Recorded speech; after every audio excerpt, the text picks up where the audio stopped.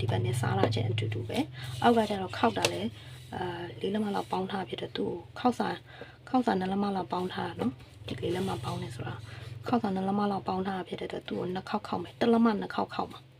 နော်တစ်လက်မခောက်တစ်ခါခောက်မယ်နောက်တစ်ခါခောက်မယ်မိပူတိုင်မယ်နော်ဆိုအဲ့ဒါလေးချုပ်မယ်နော်ဒါလေးဒီအေးတော့ခုနှစ်လက်မပဲချပြီးတော့ဆွဲမယ်အတိုင်းတာတွေကပုံမှန်လူခန္ဓာကိုယ်ရဲ့အတိုင်းတာတွေမို့လို့အတူအလျှော့လုပ်လို့ရတယ်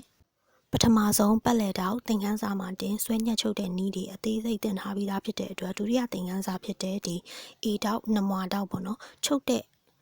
ဗီဒီယိုကြတော့သူ့ကိုလိုအပ်တဲ့နေရာလေးပဲအဓိကထားပြီးတော့မှဗီဒီယိုလေးနဲ့တင်ပြရတယ်ပြီးတော့ကျန်တဲ့ဟာလေးတွေကိုကြည့်ုံနဲ့နားလည်အောင်လို့ဗီဒီယိုမဟုတ်ဘဲနဲ့ဒီလိုမျိုးပုံလေးတွေနဲ့ရှင်းပြတယ်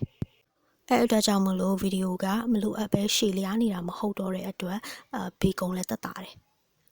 data အစားတက်တာတယ်ဆိုတော့ပုံလေးတွေကြည့်ုံနဲ့ကိုကလိုက်ပြီးတော့ချုပ်တက်မယ်ပထမတစ်ထည်ချုပ်တက်ပြီးသားဖြစ်တဲ့အတွက်တောက်ဆွဲတဲ့နေရာလေးပဲကွာသွားမယ်